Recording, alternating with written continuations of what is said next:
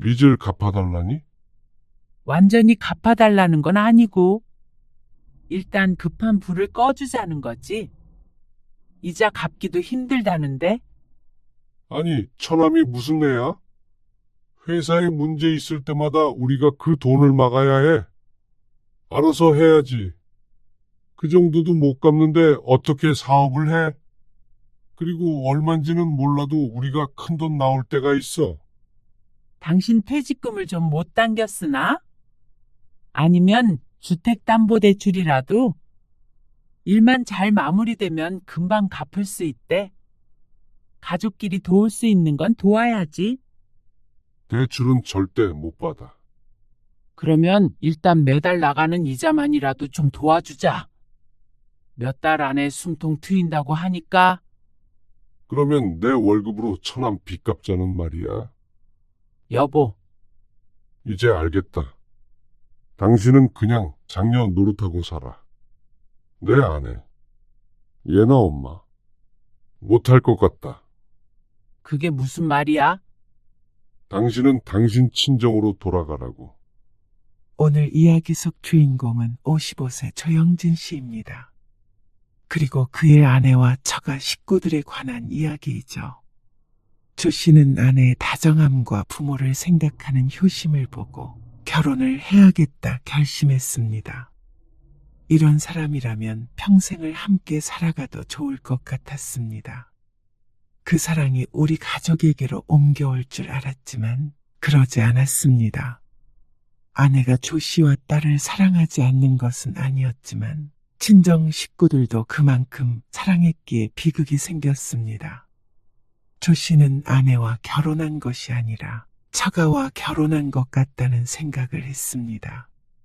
평생 친정만 챙기고 시집은 등한시하는 아내. 자신의 부모 형제들에게 가진 것을 무한정 퍼주고 싶어하는 아내. 책임감 넘치는 딸. 조 씨는 내 아내가 아닌 남의 집 장녀와 살고 있는 기분이었습니다. 마음만 그런 것이라면 모르겠지만 그로 인해서 조 씨의 가정에도 문제가 생겼죠. 매달 용돈을 주는 것도 모자라서 처남의 빚까지 갚아달라는 아내였습니다. 나이가 들어도 도저히 달라지지 않았습니다. 조 씨의 부모님에게도 그 정도로 마음을 썼다면 조 씨도 그토록 서운하고 괴롭지도 않았을 것 같았습니다. 하지만 조 씨의 연로한 아버지는 요양원에 보내자면서 친정 부모는 부양하길 원하는 이기적인 여자와는 더 이상 삶을 함께 할 수 없을 것 같았습니다. 오랜 세월 가정을 유지하기 위해 최선을 다했습니다. 하지만 더 이상은 버틸 수가 없었습니다. 조 씨의 결정을 딸이 이해해 주길 바랄 뿐이었습니다. 조 씨는 20대 후반에 아내를 만나 결혼했습니다. 직장 다니면서 번 돈으로 동생의 학비를 마련했었다는 아내의 말에 조 씨는 깊게 감명을 받았던 것 같습니다. 수줍게 웃던 모습과 반짝이던 눈빛. 결혼을 결심했죠. 아, 용돈을 드리고 있었어? 처음 월급 탔을 때부터 드렸는데? 아, 그래? 결혼 준비를 하면서 서로의 재정 상황을 공유하다가 매달 일정 금액이 장모님에게 송금된 것을 보았습니다. 아내는 대수롭지 않게 대답했습니다. 아내가 장녀이다 보니 그건 이해가 갔습니다. 하지만 이어지는 말에 조금 당황스러울 수밖에 없었습니다. 결혼하고도 계속 드릴 거야. 상의하는 것이 아니라 통보였습니다. 결혼을 하게 되면 새로운 가정을 꾸리는 일인데 결혼 후에도 부모님께 용돈을 드리겠다는 말이 부담스러웠습니다. 장인어른은 사업을 하고 있어서 처가가 그리 어려운 것도 아니었습니다. 결혼한다고 내가 엄마 아빠 딸이 아닌 것도 아닌데 이건 꼭 드리고 싶어. 대신 금액을 줄여서 드리겠다는 아내의 말에 조 씨는 고개를 끄덕일 수밖에 없었습니다. 그런데 그게 시작이었습니다. 조 씨는 부모님에게 따로 용돈을 드리지 않았습니다. 자식의 도움이 필요한 상황이 아니었고 조 씨는 조금이라도 바짝 모아서 전셋집에서 벗어나고 아이들도 낳아야 한다고 생각했었죠. 나중에 생각해 보았을 때 그것이 조 씨의 실수라고 할 수도 있었습니다. 결혼 준비는 순조로웠습니다. 하지만 모든 것이 조 씨의 뜻대로 되는 것은 아니었습니다. 선물에 돈을 너무 많이 쓰는 것 같은데. 왜? 결혼하는데 가족들한테 다들 이 정도는 하지? 근데 균형이 안 맞잖아. 내가 번 돈으로 주는 거야? 그러니까 이거 가지고 뭐라고 하진 마. 안 그래도 우리 엄마 아빠 나 시집 간다고 벌써부터 허전해해. 아내는 아직 살림을 합치기 전이라며 자신의 돈으로 친정 식구들의 선물을 챙기겠다고 했습니다. 아내가 가족들과 애틋하다는 것은 연애하면서 충분히 인지를 하고 있었습니다. 하지만 어쩔 때는 도가 지나치다는 생각을 하기도 했습니다. 그래도 결혼을 하면 달라질 거라고 생각했습니다. 어떻게 보면 가족들에게 마지막 선물을 주는 거라고 여겼죠. 그게 두 번째 실수였습니다. 그렇게 조 씨는 아내와 결혼했습니다. 어머니가 주말에 한 번 들르라고 그러시네. 어머님이? 결혼하고 한 번도 안 갔잖아. 아, 주말에 나 엄마한테 가기로 했는데? 장모님한테는 지난주에도 갔다 왔잖아. 지지난주에도 그렇고. 조 씨의 목소리가 낮아졌습니다. 따지고 보면 조 씨의 부모님이 10분 정도 더 가까이 살았는데 아내는 주말마다 처가에 갔습니다. 결혼한 지 2달이 지났는데 5번은 넘게 간 것 같았습니다. 그중 2번은 조 씨도 동행했고 말이죠. 에이, 우리 엄마는 반찬 챙겨준다고 해서 그것 때문에 간 거고. 그럼 이번 주에는? 이번에는 인복이가 온대잖아. 그래서 오랜만에 다 같이 모이기로 했어. 이나도 오고. 당신이랑 같이 갈 생각이었는데. 아내는 눈에 띄게 서운한 티를 냈습니다. 그러면서 조 씨의 집은 무슨 용건으로 가는 거냐고 물었습니다. 2달 동안 못 봤으니까 궁금해서 부르신 거겠지. 그러면 딱히 특별한 일은 없는 거네? 그러면 이번 주에는 우리 집 가자. 그리고 다음 주에 당신 혼자 어머님네 다녀와. 아내는 늘 자신의 친정이 우선이었습니다. 조 씨가 강하게 주장하지 않으면 늘 그쪽으로 고개를 돌렸습니다. 조 씨는 그런 문제를 가지고 다투고 싶지 않았습니다.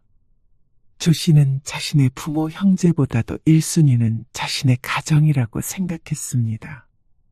아내가 우선이었습니다. 그러니까 아내의 뜻을 따르는 쪽을 택했죠.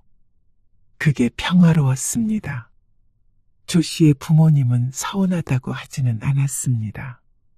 그 속이야 어찌됐건 너희 둘이 잘 살면 된다 하셨죠. 하지만 그런 배려가 있으면 아내도 균형을 맞추려고 노력해야 하는데 그러질 않았습니다. 오히려 조 씨가 처가를 우선시하는 게 당연하다는 듯이 굴었습니다. 여보, 당신 회사에 우리 인복이 자리 좀 마련해 줄 수 없나? 처남, 우리 회사에. 우리 인복이 알잖아. 지금 집에서 놀고 있대. 또, 처남은 아내와 나이 차이가 조금 있었는데 자꾸만 직장을 옮겼습니다.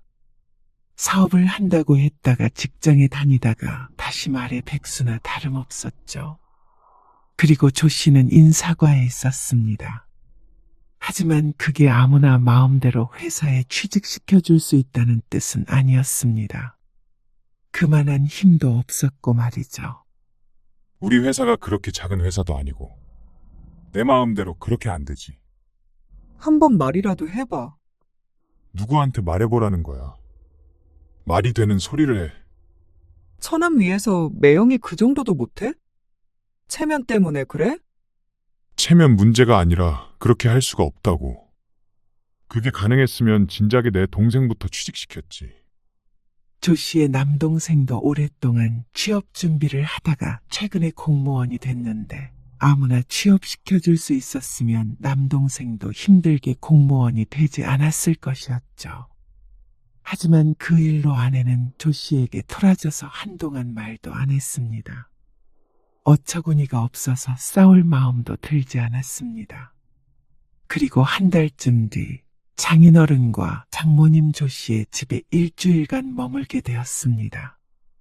집에 물이 새서 수리를 해야 하는데 그 일이 자꾸만 지연되는 바람에 어쩔 수가 없었습니다. 그리고 그 과정에서 조 씨의 의견은 별로 들어가지 않았습니다. 괜히 조서방 불편하게 하네. 아닙니다. 인복이 집으로 갈 걸 그랬어. 아니에요. 편히 계세요. 불편한 건 물론 맞았지만 그래도 자식된 입장에서 부모가 머무르다 가는 걸 거절할 수는 없었습니다. 당연한 일이라고 생각했습니다. 하지만 이튿날 장모님이 아내와 비슷한 말을 하는 것을 듣고는 피로감이 들었습니다. 회사에 자리 좀 없어? 장모님, 차라리 장인어른 회사에 취직시키시면 되죠. 장인어른은 작은 사업을 하고 있었는데 거기라면 마음대로 고용할 수 있지 않나 싶었습니다. 힘들다고 싫다고 그러니까 그렇지. 지금 걔 일 시킬 만큼 회사 상황이 좋은 것도 아니고. 몸 쓰는 일이 많다며 조서방처럼 펜대 굴리면서 편히 일했으면 한다는 장모님에게 할 수 있는 말이 없었습니다. 아내처럼 집요하게 부탁하지는 않았어도 충분히 부담스러웠습니다. 그래도 우리 딸내미랑 이렇게 지내니까 좋네. 나중에 더 나이 들면 같이 살면 좋겠어. 어느 날 장모님이 농담처럼 말을 했고 아내는 웃으며 대답했습니다. 그래. 나중에 더 나이 들고 아프면 같이 살아요. 진심이 듬뿍 담긴 것 같았습니다. 일주일 만에 돌아가긴 했지만 그동안 조 씨는 장인장모의 등살에 괴로운 나날을 보냈습니다. 아내는 눈치를 보고 있는 남편보다도 친정 부모가 항상 우선이었습니다. 부모를 각별히 위한다는 건 알고 있었지만 같이 지내면서 겪어보니 머리로 알고 있는 것과는 다른 문제였습니다. 그 뒤로 조 씨 부부는 딸을 하나 낳았습니다. 맞벌이를 했기에 아이를 돌봐줄 사람이 필요했는데 그 역할은 또 장모님이 아닌 조 씨의 어머니였습니다. 당신도 알잖아. 우리 엄마는 허리도 안 좋고 손목 아파서 칼질도 잘 못해. 젊어서 고생을 너무 많이 해서. 자신의 부모만 안타깝다는 아내의 말에 서운했지만 수가 없었습니다. 염치불구하고 조 씨의 어머니에게 부탁할 수밖에 없었죠. 죄송해요. 죄송하긴. 나도 손녀딸 보고 좋지. 평일 오후엔 조 씨의 어머니가 전적으로 아이를 보았고 주말에는 아내가 아이를 데리고 처가에 갔습니다. 그러니까 고생은 조 씨의 부모가 하고 재롱은 장인 장모가 보는 것 같아서 마음이 좋지 않았습니다. 어머니 그래도 수고비는 드려야지. 수고비? 손녀 봐주시는 건데 수고비를 드려야 해. 고생하시니까 당연히 조금이라도 드려야지. 그건 조금 부담스러운데. 조 씨가 아내에게 화나는 점이 이런 것이었습니다. 친정에 퍼주는 것은 아무렇지 않게 생각하고 시집에 주는 것은 망설이는 이런 부분 말이죠. 심성이 나쁜 것이 아니라 가족을 사랑해서 그런 거라고 생각하고 싶었지만 조 씨의 입장에서는 매 순간 섭섭할 수밖에 없었습니다. 당신은 계속 장모님 용돈 드리잖아. 아, 그거는 결혼하기 전부터 드린 거니까. 당신도 미리 알고 있었던 거고. 그냥 드리자는 것도 아니고 애 봐주시니까 드려야 한다는 거잖아. 다른 일 같았으면 조 씨도 좋은 게 좋은 거다 하고 넘어갔을 텐데 아내의 말도 안 되는 말을 받아들일 수가 없었습니다. 그게 싫으면 그냥 당신이나 내가 일 쉬고 애 보자. 그래, 알았어. 드리면 되잖아. 결국엔 처음으로 조 씨가 원하는 대로 했습니다. 그 뒤로는 어머니가 애를 봐주시는 동안에는 넉넉하게 용돈을 드렸습니다. 그거에 대해서 아내는 불만을 표시하지 않았습니다.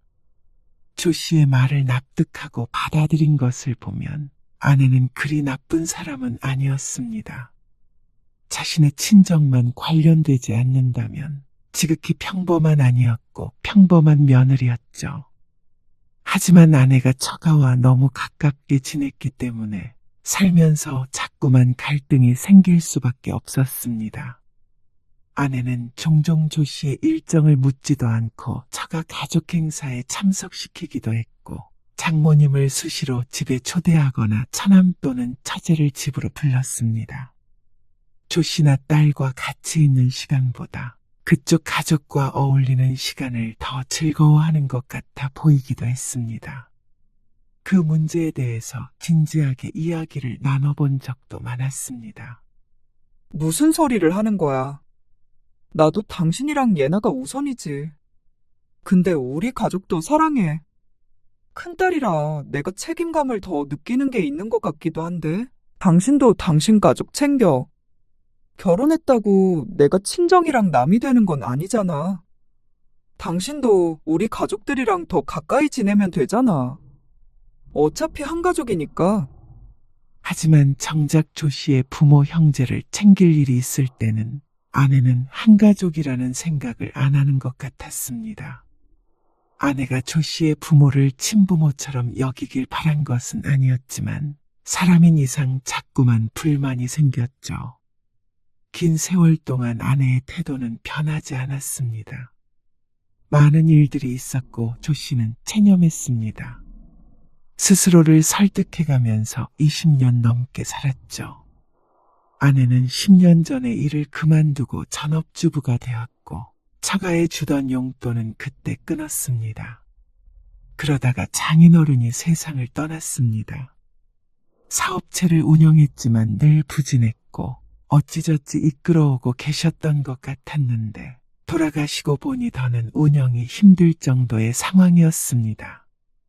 그런데 그걸 처남이 이어받겠다고 나섰습니다. 빚도 있다면서. 재고는 다 어떻게 한다는데? 인복이가 그래도 왔다 갔다 하면서 아빠 일 많이 도왔잖아. 잘 해볼 수 있대. 일단 급한 것부터 해결하면. 조 씨는 아내의 말에 걱정이 앞섰습니다. 처남은 40대 중반이 넘어갈 때까지 사실상 반백수처럼 살았습니다. 물려받을 것이었으면 진작에 일을 배웠어야 했는데 힘든 일 하기 싫다며 도망 다녔죠.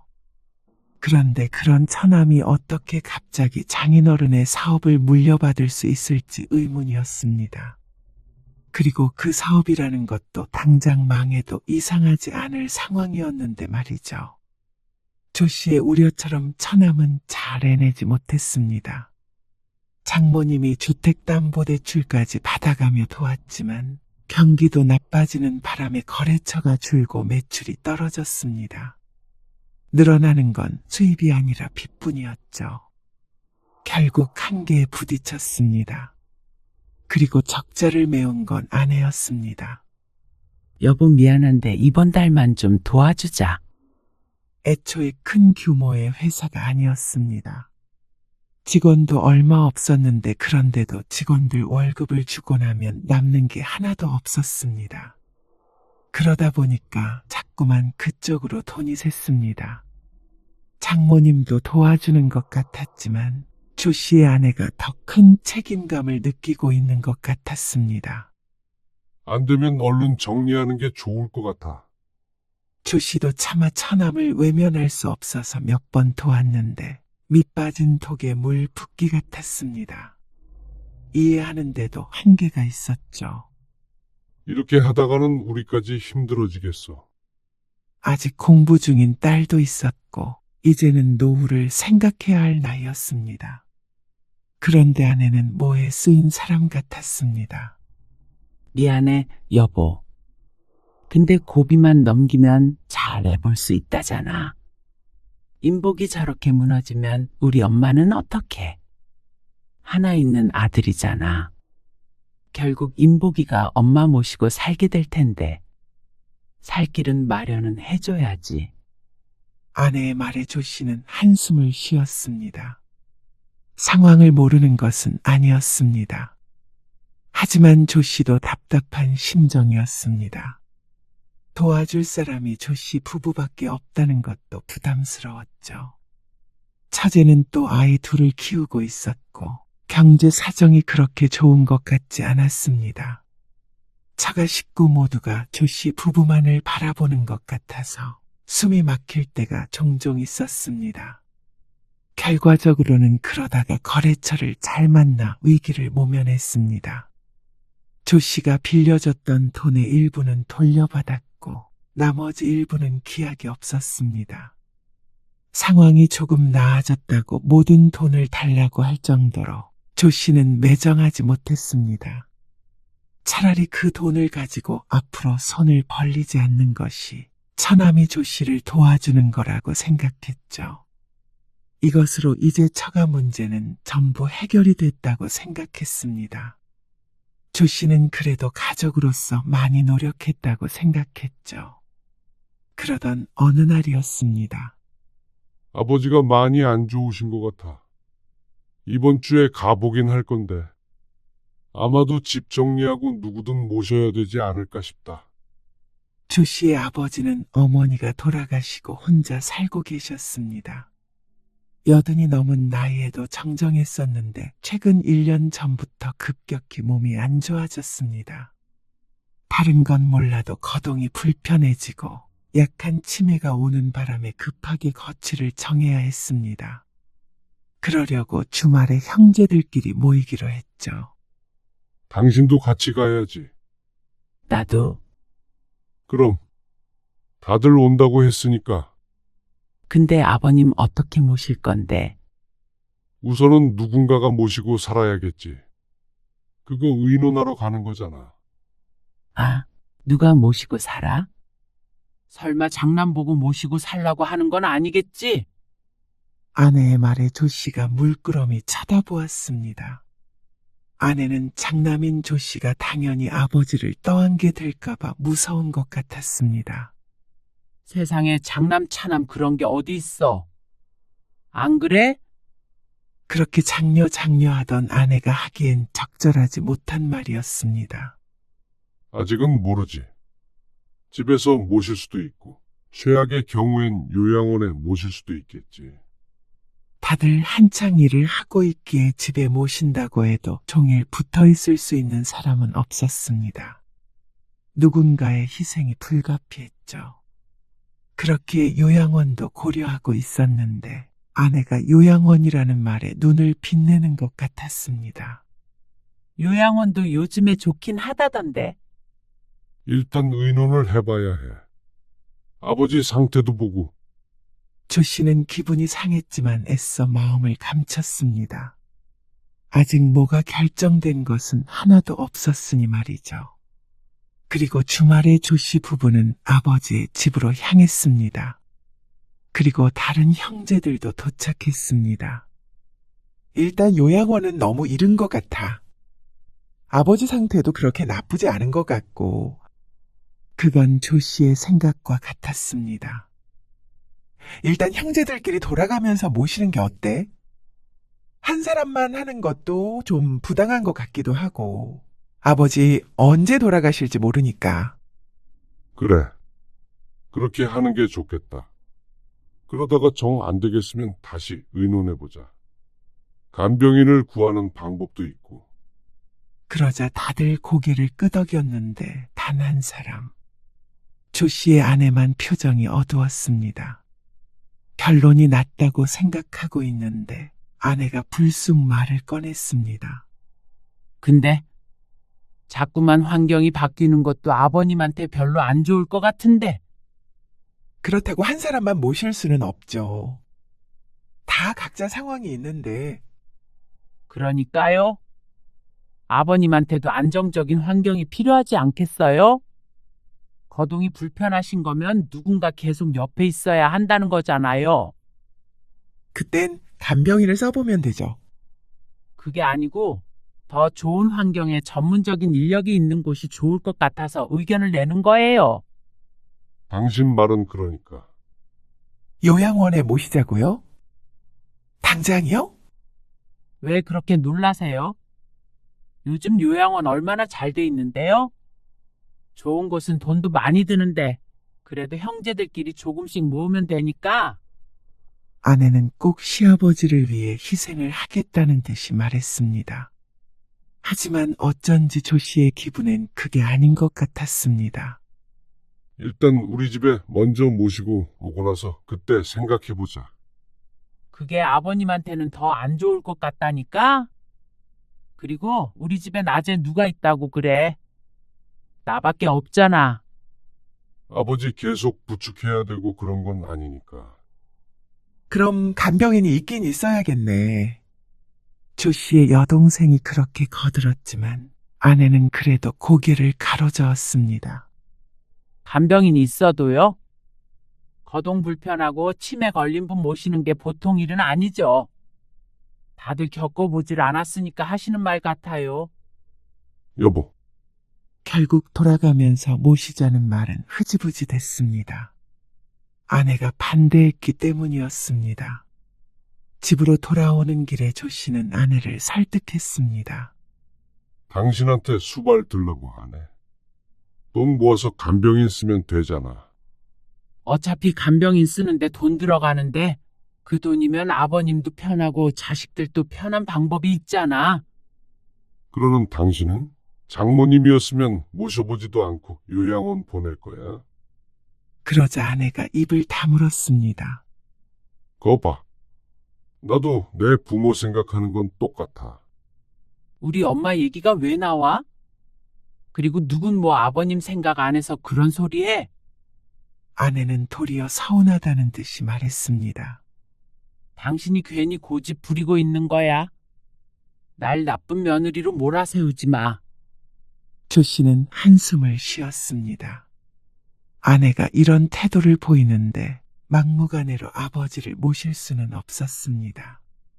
어쨌거나 아내의 허락이 필요한 문제였습니다. 그렇다고 아직 정신이 온전하다고 할 수 있는 아버지를 요양원에 모실 생각은 하지 못했습니다. 그리고 그건 다른 형제들도 마찬가지였습니다. 조 씨의 남동생의 아버지를 우선 모시고 살겠다고 연락을 해왔습니다. 재수 씨는 뭐라고 안 해? 괜찮대. 어차피 집에 있는 시간도 길지 않고, 그러니까. 그렇다고 아버지 혼자 둘 수도 없다고. 그래도 이해해주니 다행이라고 생각하면서도 미안했습니다. 장남은 못 모시겠다고 하는 꼴이 되었으니 말이죠. 그래서 돈이라도 넉넉하게 모으자고 형제들끼리 이야기를 마쳤습니다. 다들 미안해하는 것은 마찬가지였죠. 그렇게나 많이 필요한가? 요양원에 모시는 것도 아닌데 말이야.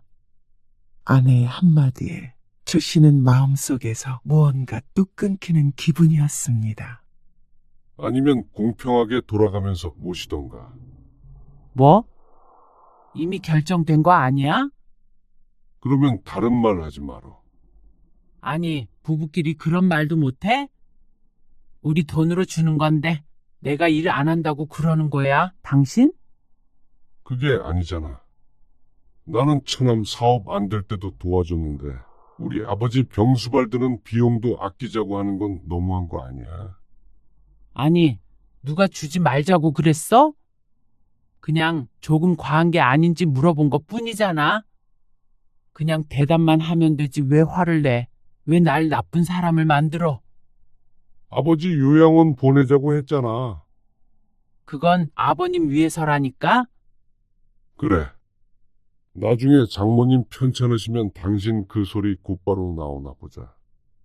조 씨의 말에 아내는 충격받은 표정을 지었습니다. 어떻게 그런 말을 할 수 있나 하는 얼굴이었죠. 요양원이 그 정도의 충격을 받을 일이라면 조 씨에게도 그러면 안 됐습니다. 결국 아버지가 살던 집을 처분하고 조 씨의 동생이 아버지를 모시고 갔습니다. 그리고 집을 판 돈은 동생이 관리하면서 아버지 병원비와 생활비로 쓰기로 했죠. 그러자 아내는 그것마저도 불만인 것 같았습니다. 이런 말 하면 당신이 또 이상하게 생각할 거 아는데. 그러면 나중에 아버님 돌아가셔도 우리는 물려받을 게 없는 거네. 뭐, 그렇잖아. 얼마를 어떻게 쓰는 건지도 모르고. 물론 앞으로 오랫동안 아버님 모시게 된다면 모르지만 금방 돌아가시게 된다면 그만해. 아내의 말이 현실적일지는 몰라도 조 씨가 듣기에 기분 좋은 말은 아니었습니다. 그것도 아내가 아버지 모시는 것에 반대한 상황에서는 말이죠. 조 씨가 처가에도 해준 게 없다면 서운할 문제는 아니었습니다. 배우자의 부모를 모시고 산다는 게 단순한 일이 아니었으니 말이죠. 하지만 조 씨는 같이 살지 않았다 뿐이지 아내와 살면서 평생 처가에 헌신했습니다. 금전적인 부분은 말할 것도 없었고 말이죠. 그런데 금방 돌아가실 게 돈 때문에 걱정된다는 아내가 그럼에도 불구하고 잠깐도 모시고 살 수 없다고 한 것이 화가 났습니다. 명절을 제외하고는 조 씨의 부모에게 잘하려는 노력은 한 적도 없었던 아내였으니 더욱더 그랬습니다. 장남 남편 대신에 시동생이 모시고 산다고 하면 고마워해야 할 텐데 시동생의 돈을 다 가져갈까봐 전전긍긍하는 것 같아서 어쩐지 정이 떨어지는 것 같았습니다. 거봐. 당신이 뭐라고 할 줄 알았어. 근데 아닌 건 아닌 거잖아. 반대로 우리 부모님 문제였어도 당신도 똑같은 말 하지 않았을까? 물론 아내가 무슨 말을 하는지 알고 있었습니다. 하지만 부모를 떠맡기는 주제의 돈은 공동으로 관리하자고 할 수도 없는 노릇이었고 나눠 갖자고 할 수도 없었습니다. 양심이 있다면 말이죠. 불만이 있으면 아버지 우리가 모시고 오면 돼. 그러자 아내는 입을 다물었습니다. 친정에 관련된 일이라면 뭐든 발벗고 나서는 아내가 시집 문제라면 선이 확실했습니다. 알고는 있었지만 이번 일로 더욱 확실히 아내에 대해서 알게 되었습니다. 다행히 아버지는 동생의 집에서 적응을 잘했습니다. 건강이 더 나아진 것 같다는 연락도 받았습니다. 아버지가 둘째 조카의 대학 등록금을 내줬다는 말을 듣고 아내는 또 입을 삐죽거렸습니다. 하지만 조 씨가 화냈던 일을 기억하기에 따지지는 않았죠. 하지만 조 씨는 다시금 아내에게 실망할 수밖에 없었습니다. 아버지 문제가 일단락되고 몇 달이 지났을 때였습니다. 아내가 저녁 식사 자리에서 조심스럽게 말을 꺼냈습니다. 여보, 부탁할 게 있는데. 조 씨는 젓가락을 내려놓았습니다. 아내가 부탁할 게 있다고 말할 때는 대부분 처가와 관련된 일이었습니다. 뭔데? 엄마 있잖아. 생활비가 부족한 것 같아. 이번 달만 150만 원만 도와주면 안 될까? 자잘한 돈은 알아서 썼지만 큰 돈이 나간다면 서로 알 수밖에 없었습니다. 그러니까 아내는 미리 조 씨의 허락을 구할 수밖에 없었는데 부탁이라기보다는 통보에 가까웠습니다. 당연히 들어줄 거라고 생각하고 묻는 것이니 말이죠. 150만 원? 조 씨는 귀를 의심했습니다. 그동안 처가에 크고 작게 도움을 주곤 했지만 생활비를 대놓고 요구한 건 처음이었습니다. 처남 사업이 어려워서 돕는 것과는 또 다른 문제였습니다. 이달에 없는 생활비가 다음 달에도 있을 리가 없었습니다. 다음 달에는 어떻게 하고? 인복이가 있잖아. 처남이? 인복이가 엄마 모시고 살겠대. 그런데 왜 이달에는 생활비가 없다는 것인지 이해가 가지 않았습니다. 인복이 사업이 어려워서 이래저래 엄마가 도와줬었잖아. 그것 때문이지. 아내의 변명에도 납득은 되지 않았습니다. 다음 달에 처남이 장모님 모시고 산다고. 그렇다고 하는 것 같아. 인복이 사업도 이제 자리 잡은 것 같고. 마지막이라는 아내. 그래서 조 씨는 장모님에게 생활비를 입금했습니다. 당장에 지낼 돈이 없다는데 알아서 살라고 할 수가 없었습니다. 마음 약한 조 씨가 또 제 무덤을 판 격이었습니다. 그 뒤로 아내는 생활비 얘기는 꺼내지 않았습니다. 하지만 처남이 장모님을 모시고 갔다는 이야기도 듣지 못했습니다. 장모님은 여전히 혼자 생활했고 아내는 그런 장모님 댁에 늘 드나들었습니다. 주말에 아버지 잠깐 모시고 올 생각이야. 주말에? 영섭이네도 좀 쉬어야지. 그래. 나는 엄마 집에 다녀올게. 자고 올게. 빈말로라도 아버지를 뵙겠다는 말은 하지 않는 아내. 그런 아내에게 이제는 바랄 게 없었습니다. 그래. 그렇게 해. 내 부모 돌봄을 누구한테 맡길까요? 스스로 해야 하는 것이지. 애초에 아내에게 시킬 생각도 없었습니다.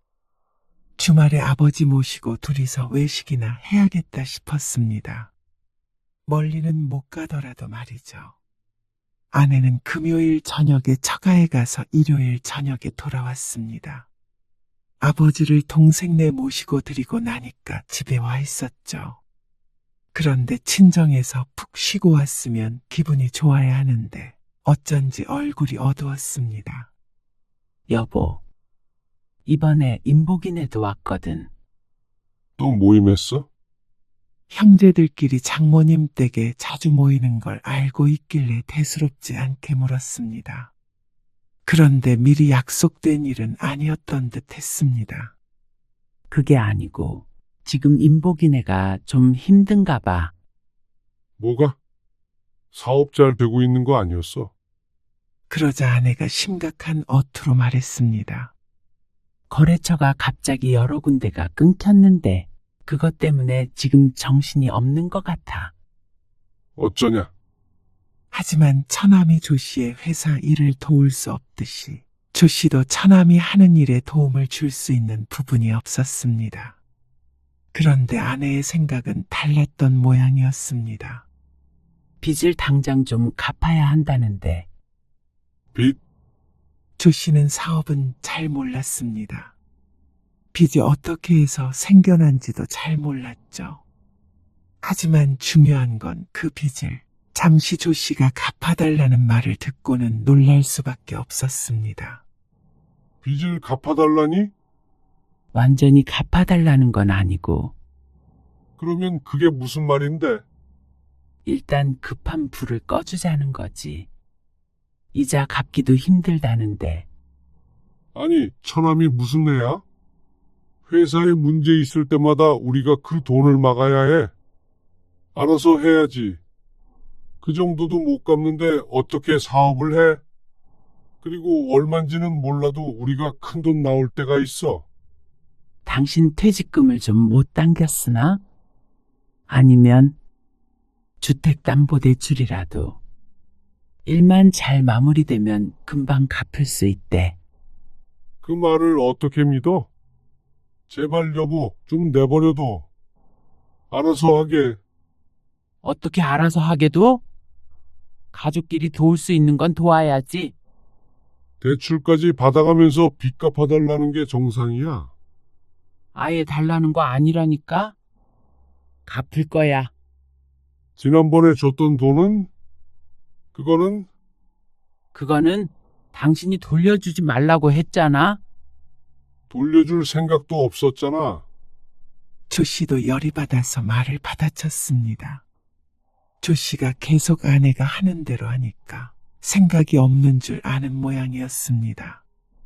제발 좀 그만 퍼줘. 우리는 안 살 거야. 얘나는 결혼 안 시킬 거야. 어떻게 우리가 장모님이랑 처남이랑 처제까지 챙기면서 살아. 20년이 넘는 세월이었습니다.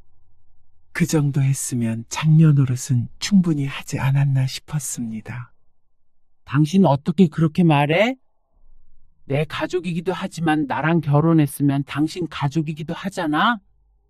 그 말에 조 씨는 실소할 수밖에 없었습니다. 어떻게 사람이 이렇게 자기 생각밖에 안 하는지 몰랐습니다.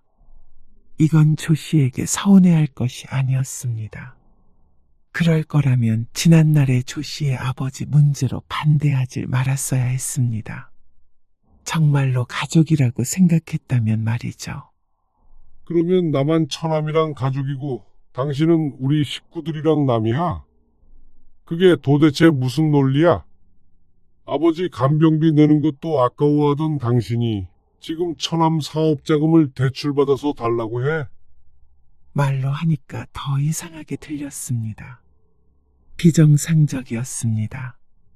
아마 둘의 입장이 반대였다면 아내는 노발대발했을 것이었습니다. 우리가 처가에 보낸 돈이 그동안 얼만 줄이나 알아? 그건 사업을 접고 취직을 하든지 아니면 파산 신청을 하든지 근본적으로 해결책을 찾아야지 계속 우리한테 손을 벌리면 어쩌자는 거야. 아내의 얼굴이 붉어졌습니다. 대출은 절대 못 받아. 그러자 아내가 잠시 말이 없었습니다. 그러더니 입을 열었죠. 그러면 일단 매달 나가는 이자만이라도 좀 도와주자. 몇 달 안에 숨통 트인다고 하니까 그러면 내 월급으로 처남 빚 갚자는 말이야. 여보, 이제 알겠다. 당신은 그냥 장녀 노릇하고 살아. 내 아내, 얘나 엄마, 못할 것 같다. 그게 무슨 말이야? 당신은 당신 친정으로 돌아가라고. 집을 나가라는 말이야? 이대로는 못 살 것 같다. 여보, 어려운 상황에서 조금 도와달라는 게 지금 이혼까지 할 문제야? 이혼해서, 재산 분할해서, 당신 재산으로 도와. 나는 이제 내 살 길 찾아야겠어. 이러다가는 우리 집도 거덜나고 얘나 결혼도 못 시키고 더 늙어서 생활비 없어서 자식에게 손 벌리게 생겼다. 그거 지금 우리 엄마 얘기한 거야? 비꼬는 거야? 당장에 이혼하자는 말에도 친정엄마를 모욕했다는 생각에 부들부들 떠는 아내가 참 이상했습니다. 이럴 거면 뭐하러 결혼한 것인지 몰랐습니다. 그렇게 부모가 걱정되고 형제들이 애틋하면 말이죠. 당신 친정 식구 뒤치다거리 해줄 바보 한 명이 필요했던 거지. 싫은 소리 못하고 돈만 갖다 바칠 모조리 말이야. 왜 말을 그렇게 해? 조 씨는 마음을 먹었습니다. 아니면 당신이 처남 대신 장모님 모셔도 좋겠지. 예전에 그랬잖아. 더 나이 들면 당신이 같이 산다고. 그게 모두가 행복해지는 길일 듯 했습니다. 아내도 장모님도 그리고 조 씨도 말이죠. 그러자 아내는 고개를 저었습니다. 이깟 일로 난 이혼할 생각 없어. 이깟 일? 아내에게는 별것 아닌 일이었던 모양이었습니다. 별거 아닌 일인지 아닌지는 법원에서 말해주겠지. 여보, 당신도 아버님 간병비 주잖아. 아버님 재산도 처분해서 다 동생 줬잖아. 나는 그때 뭐 화도 안 났는 줄 알아? 남들이 들으면 당신 욕할 거야. 남들이 날 욕한다고. 그래? 아무리 부모를 모시는 자식이지만 조금 더 챙겨주는 게 아니라 모든 재산을 주는 거잖아. 장남한테 더 주는 집은 봤어도 차남한테 다 주는 건 처음 봤어. 그러면 우리가 아버지 모시면 되겠네. 그러고 집 한 돈 달라고 그러면 돼? 모실 수 있어? 그러자 아내는 또 대답이 없었습니다. 대답이 없어도 대답을 들은 것이나 마찬가지였습니다. 조 씨는 말을 하면서도 점점 마음을 굳혔습니다. 아버지에게도 죄송스러웠고 동생이나 다른 형제에게도 미안했습니다. 그동안 부모 형제들에 대한 책임감 없이 너무 내 가정만 돌보면서 산 것 같았습니다. 어쩔 수 없었다는 말도 결국 핑계일 뿐이었습니다. 똑같은 조건에도 아내는 살뜰하게도 처가를 챙겼으니 말이죠. 그리고 일주일 내내 조 씨와 아내는 서로 대화가 없었습니다. 아내도 나름 화가 났다는 표시인 듯 했습니다. 그리고 조 씨가 말이 없자 이혼하자는 말이 빈말인 줄 알았던 모양이었습니다. 주말에 조 씨는 짐을 쌌습니다.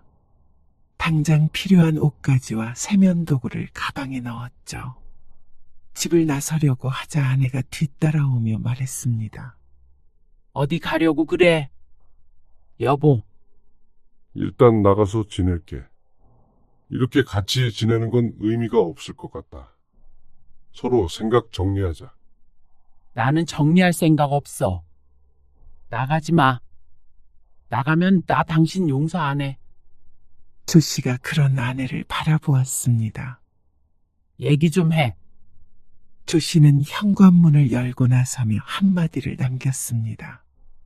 변호사 통해서 연락할게. 조 씨를 부르는 아내의 목소리가 들렸지만 무시했습니다. 조 씨는 우선 회사 근처 원룸을 얻었습니다. 좁았지만 오히려 마음이 편했습니다. 20몇 년 만에 혼자가 된 것이었습니다. 첫날 밤, 좁은 침대에 누워 천장을 바라보았습니다. 적막했습니다. 하지만 머릿속이 복잡해서 외롭다는 생각은 들지 않았습니다. 그날 이후 아내에게서 연락이 쏟아졌습니다. 문자와 전화가 하루에도 수십 번씩 왔습니다.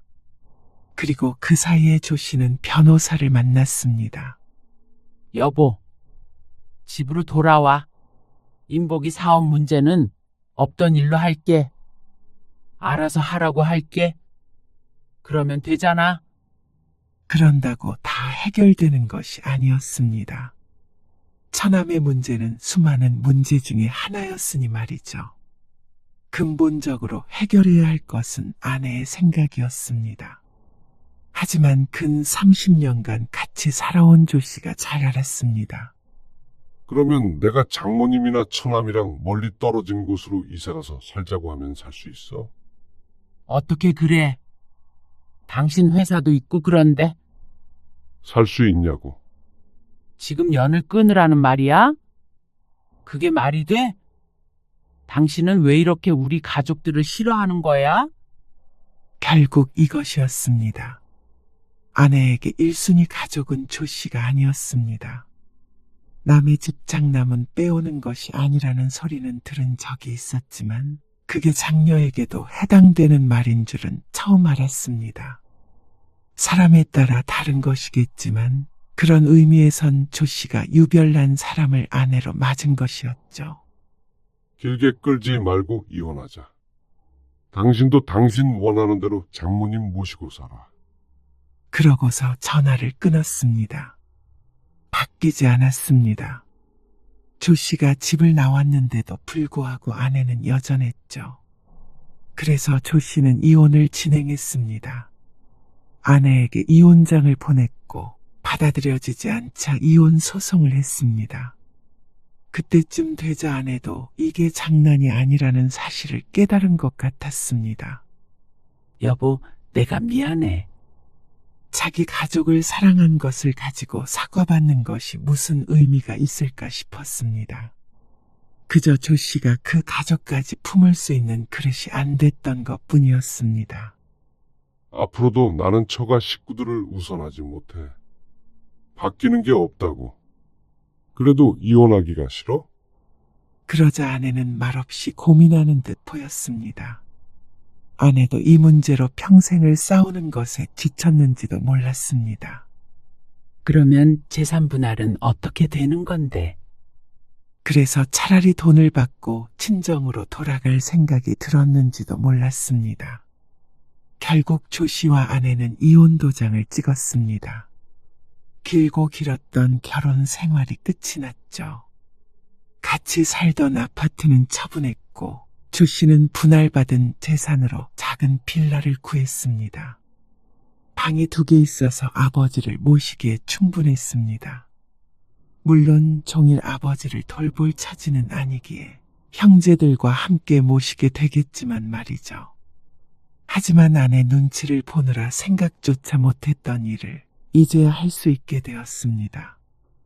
조 씨는 동생 집에서 아버지를 모셔왔습니다. 다음번에는 내가 모시고 갈게, 오빠. 형제들 사이에 이견은 없었습니다. 언젠가는 요양원에 모시게 될지도 모르겠지만 그래도 하는 데까지는 힘을 합쳐서 해보자는 생각이었습니다. 아버지는 생각보다 건강했고 모시기에 힘들지 않았습니다. 대부분 시간을 집에서 라디오를 듣거나 텔레비전을 보는데 썼기 때문이었습니다. 돈 때문에 문제가 생길 거라고 말했던 아내의 예상은 틀렸습니다. 아버지 집을 처분한 돈은 거의 그대로 있었고 생활비로 사용한 내역을 공유했습니다. 그런 동생에게 오히려 다른 형제들이 더 챙겨줘야 한다고 주장하기도 했죠. 그리고 어느 날 아내에게서 연락이 왔습니다. 다들 잘 지내시지? 잘 지내. 인복이는 사업은 접기로 했어. 빚이 좀 있는데 내가 일부 갚았고 나머지는 일해서 갚는다고 했고. 그래, 결국에는 그렇게 됐구나 싶었습니다. 이제는 아내가 어떤 결정을 하더라도 조 씨와는 상관없는 일이었죠. 나 후회하고 있어. 아내의 갑작스러운 말에 조 씨는 할 말을 잃었습니다. 이제 와서 그런 말 해도 나는 지금이 좋아. 나도 일자리 구했어. 엄마 집은 팔아서 얼마라도 건지기로 했고. 지금은 나랑 같이 살아. 잘 됐네. 차남 사업 때문에 대출을 받았던 집을 처분한 모양이었습니다. 차라리 그게 모두에게 잘된 일이라고 생각했습니다. 처음부터 다시 시작하는 격이 되겠지만 계속해서 마이너스 되는 것보다는 나은 것 같았습니다.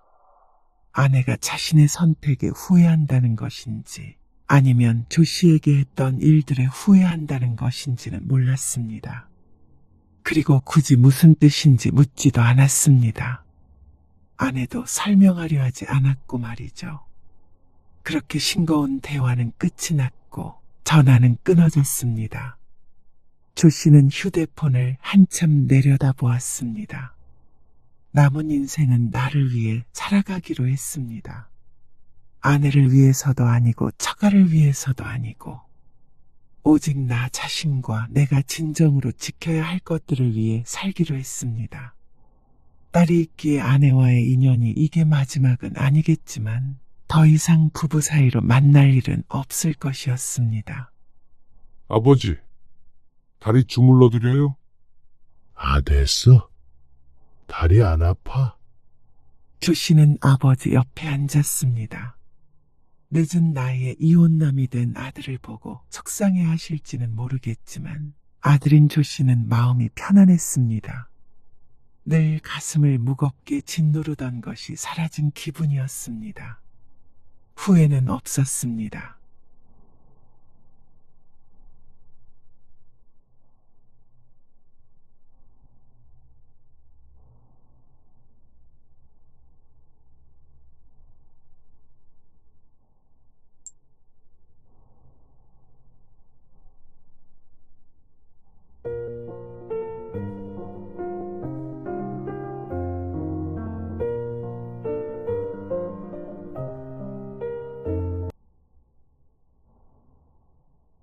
나쁜 년.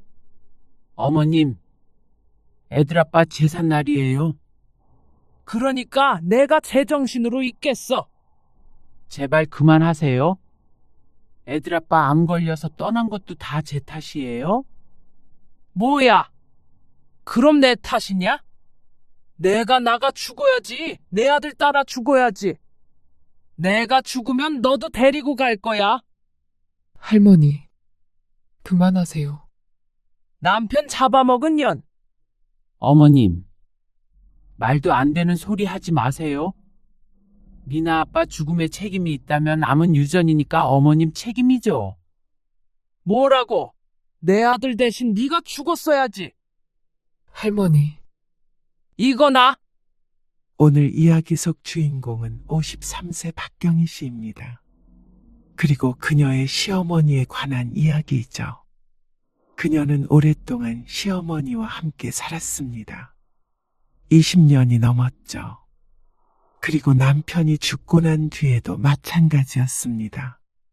박 씨가 시어머니에 대한 대단한 효심이 있어서는 아니었습니다.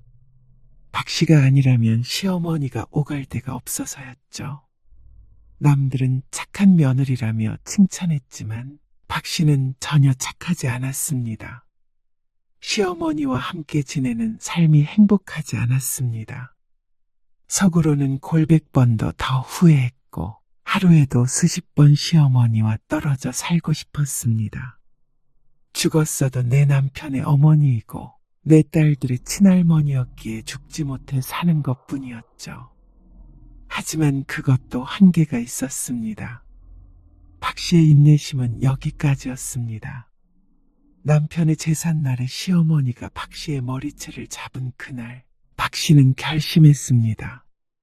여든이 넘은 시어머니를 쫓아내기로 말이죠. 박 씨는 24세 남편을 만났습니다.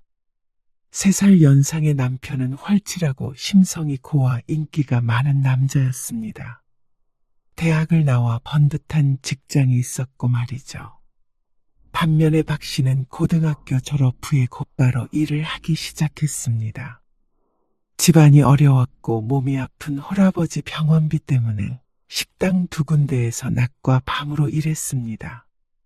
그리고 낮에 일하던 식당에서 남편을 만났죠. 뭐? 대학도 안 나온 식당 직원이랑 결혼을 한다고? 제정신이니?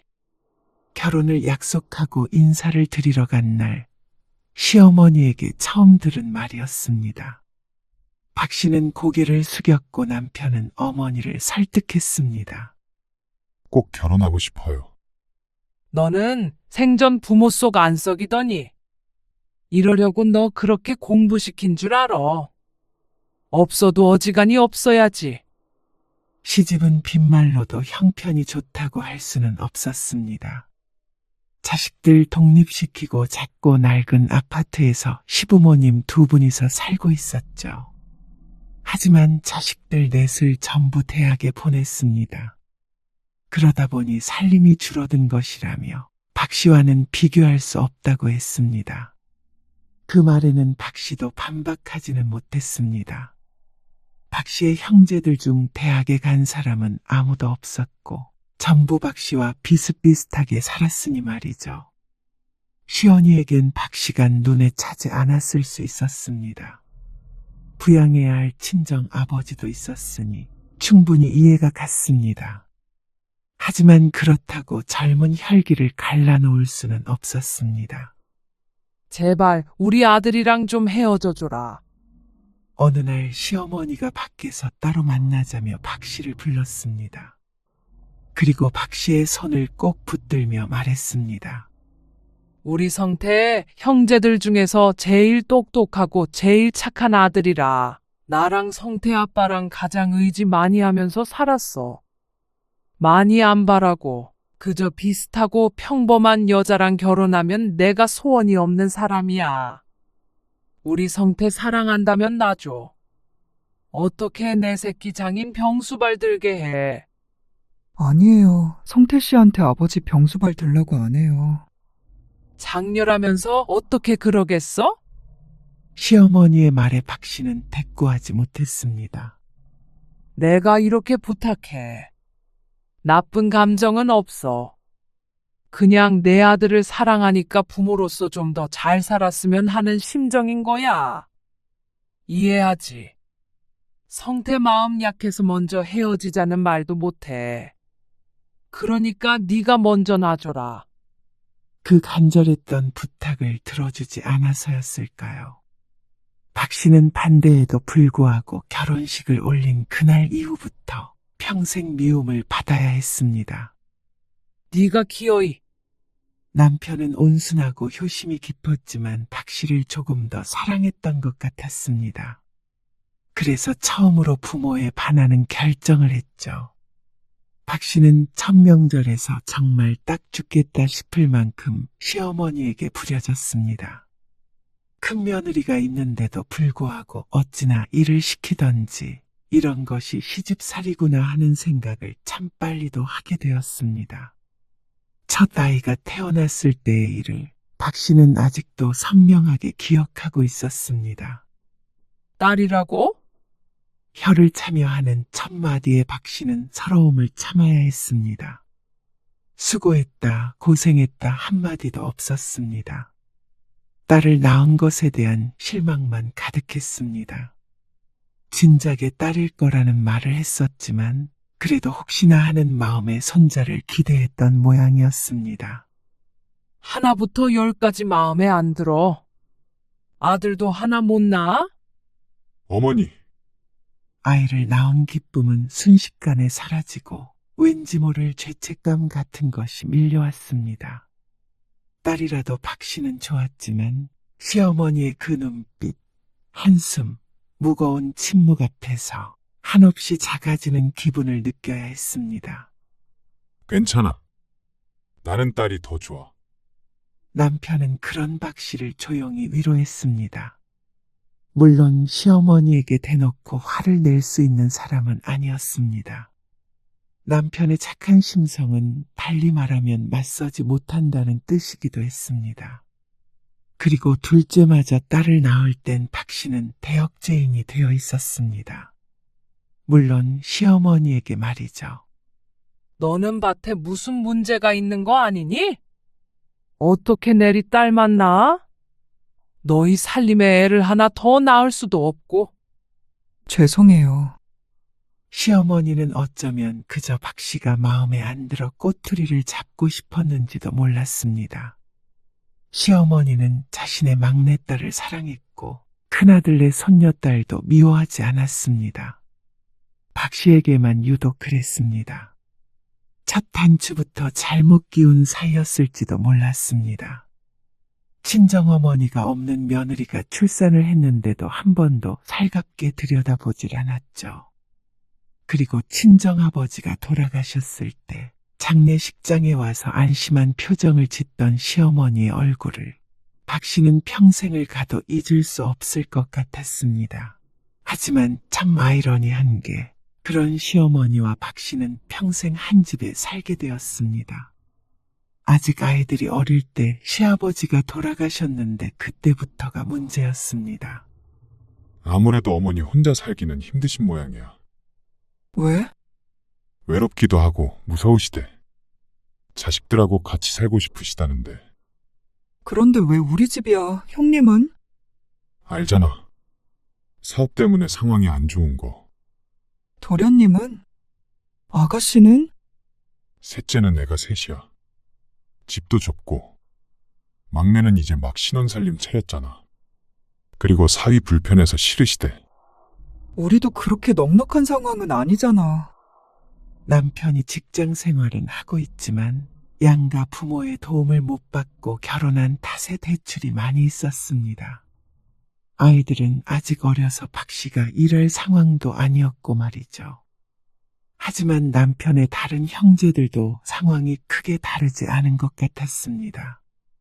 언뜻 보면 박 씨 부부가 가장 평범하게 살고 있는 것처럼 보였습니다.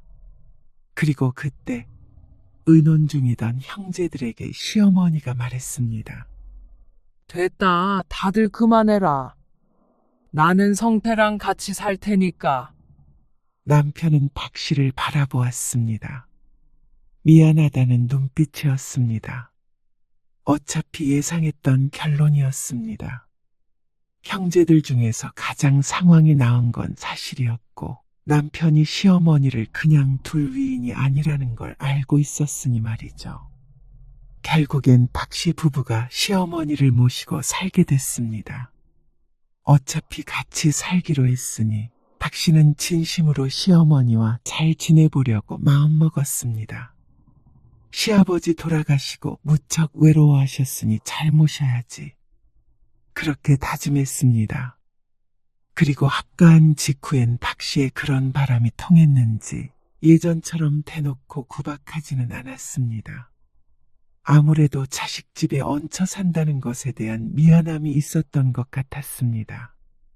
너는 꼭 남편한테 일을 시키고 싶니? 네? 아니, 일하고 와서 피곤한 가장한테 쓰레기 버리고 오란 소리가 입 밖으로 나와? 저도 일을 하니까 같이 하려고. 남자가 할 일이 따로 있고 여자가 할 일이 따로 있는 거야. 그리고 네가 일한다고 남자보다 많이 벌어? 그건 아니고요. 박 씨는 아이들이 조금 크니 다시 식당에 나갔는데 그게 못마땅한 것 같았습니다. 시간이 지나자 착한 아들을 등에 업고 박 씨를 구박하기 시작했습니다. 같이 살다 보니 자꾸만 마음에 안 드는 것들이 눈에 밟히는 것 같았습니다. 처음엔 사소한 것들이었습니다. 박 씨가 만든 음식에 싱겁다, 짜다 하는 말들이 붙기 시작했습니다. 청소를 해도 텔레비전 뒤쪽까지 손으로 훑어서 먼지를 찾아내기도 했죠. 그런 시어머니의 행동에 박 씨는 지쳐갔습니다. 그러던 어느 날 남편이 쓰러졌습니다. 일을 하다가 병원에 실려갔는데 시어머니는 그걸 박 씨의 탓이라고 여겼습니다. 평범하게 같이 직장 다녔으면 우리 성태가 이렇게 무리해서 일을 했겠느냐고. 어머님, 지금 상황에서 저한테 그런 말이 하고 싶으세요? 두 눈 똑바로 뜨고 어디서 대들어? 내 아들은 너 안 만났으면 더 번듯하게 살 수 있었어. 그러면 내조라도 잘했어야지. 너는 성태 쓰러질 때까지 뭐 한 거야? 어? 어머니, 그만하세요. 그냥 과로예요. 그러니까 왜 네가 과로를 해야 하냐고. 내가 정말 속상해서 못 살아. 시어머니는 화를 내더니 눈시울이 빨개졌습니다. 그 모습에 박 씨는 제대로 된 대꾸도 하지 못했습니다. 내 자식이 쓰러졌다면 박 씨도 서글펐겠죠. 물론 그렇다고 며느리를 잡는 시어머니의 행동이 잘못됐다는 건 알았습니다. 하지만 뭐라고 한들 시어머니에게 들릴 리 없다는 것도 잘 알고 있었죠. 다행히 남편은 이틀 뒤 퇴원을 했습니다. 그렇지만 한번 미운 털이 단단히 박히자 시어머니의 구박은 심해져만 갔습니다. 이제 아들 앞에서도 노골적으로 박 씨를 깎아내렸죠. 내가 이 나이에 며느리 팬티까지 빨고 있어야겠냐. 아니, 어머님. 제가 그냥 두시라고 말씀드렸잖아요. 집에서 노는 시엄마한테 그렇게 눈치를 주는데 내가 빨래도 안 하고 배겨. 제가 언제 눈치를 줬다고 그러세요? 내가 얼마나 눈치를 보며 사는데. 성태야, 네 마누라가 나를 천덕꾸러기 취급한다. 어머니, 시어머니는 금세 피해자가 되었습니다. 자신이 며느리를 구박하는 것은 있고 며느리가 자신을 푸대접한다고 남편에게 하소연했습니다. 남편은 양쪽 말을 다 듣고 결국 아무 편도 들지 못했습니다. 퇴근 후 집에 돌아가는 발걸음은 늘 무거웠습니다. 일도 힘들었지만 거실에 시어머니가 앉아있는 것을 보면 가슴에 큰 돌을 얹어놓은 것 같았죠. 시간이 흘러 박 씨는 식당 일을 그만두고 반찬 가게를 차렸습니다. 그리고 그것도 내 아들이 번 돈을 허튼 곳에 쓴다고 한바탕 난리가 났었습니다. 하지만 가게는 생각보다 잘 됐고 식당 일을 해서 버는 것보다 수입이 괜찮았습니다. 그러니까 남편 등골 빼먹는 며느리 소리는 쏙 들어갔습니다. 박 씨가 구박받는 수많은 것들 중에 하나가 줄었을 뿐이었죠. 그렇게 시간은 훌쩍 흘렀습니다. 딸들은 대학에 진학했고 기숙사에 살면서 주말에 집을 왔다 갔다 했습니다. 지 엄마는 대학 못 나왔어도 애들은 다 대학 갔네. 당연히 가야죠. 남들 다 가는데. 그러는 너는 왜 남들 다 낳는 아들 하나 못 낳았어? 옛날 같았으면 아들도 못 낳는 며느리는 취급도 안 해줬어. 시대를 잘 타고 난 줄 알아. 시어머니는 여전했습니다. 딸들이 집에 있는 시간이 줄자 아침 저녁으로 시어머니와 단둘이 있는 시간이 늘어났습니다. 그만큼 서러운 일도 많았죠. 요즘에는 딸이 최고라잖아요. 뭐? 그리고 박 씨도 나이가 들면서 마냥 눈물만 훔치고 있지는 않았습니다. 미약하나마 가끔씩 말대꾸도 하고 그랬습니다. 미운 정도 정이라고 전보다는 가까워지긴 한 것 같았습니다. 하지만 그런다고 시어머니가 박 씨에게 유해진 것은 결코 아니었습니다. 난데 내가 돈을 놓고 나왔지 뭐야? 네가 와서 계산 좀 해라. 근처야. 박 씨는 반찬 가게를 월요일만 쉬었는데 꼭 그날 약속을 잡고 수시로 박 씨를 불러냈습니다. 주말엔 나들이 쉬어야 하니까 불러내지도 않으면서 말이죠. 아이고, 며느리가 계산도 해주고 데리러 와서 좋겠네. 시어머니는 여기저기 모임이 많았습니다. 선천적으로 외로움이 많은 분이었죠. 좋긴 뭐가 좋아? 싹싹하니 좋구만. 뭘? 내 아들 데리고 살면 당연히 나한테 잘해야지. 딸만 둘이야. 시어머니는 사람들 앞에서도 스스럼 없이 박 씨를 깎아내리곤 했습니다. 박 씨의 얼굴이 벌개졌습니다. 쉬는 날 막무가내로 불려와서 들을 말은 아니었습니다. 하지만 남들 앞이라 박 씨는 오히려 시어머니에게 대꾸도 하지 못했습니다. 한마디라도 꺼냈다가는 남 앞에서 망신을 줬다면서 난리가 날지도 몰랐습니다. 아니, 무조건 뒤집어지겠죠. 그나마 믿을 건 남편뿐이었습니다. 여전히 어머니에게 싫은 소리도 제대로 못하는 남편이지만 적어도 시어머니가 없는 곳에서는 박 씨의 편이었습니다. 당신이 고생이 많아. 미안해. 고생은 무슨? 억울하긴 했습니다. 다른 형제들도 시간이 흐른 만큼 이제는 다들 먹고 살만해졌습니다. 충분히 시어머니를 모시려면 모실 수 있는 형편이었습니다. 큰형님은 자꾸만 실패하던 사업이 성공해서 넉넉해진 지 오래였고 말이죠. 하지만 시어머니는 박 씨가 결혼할 때 했던 말이 맞긴 한 모양인지 둘째 아들과 같이 살고 싶어 했습니다. 그러니까 다른 형제들도 먼저 자기가 모시겠다고 하지 않았습니다. 나중에 내가 다 보상할게.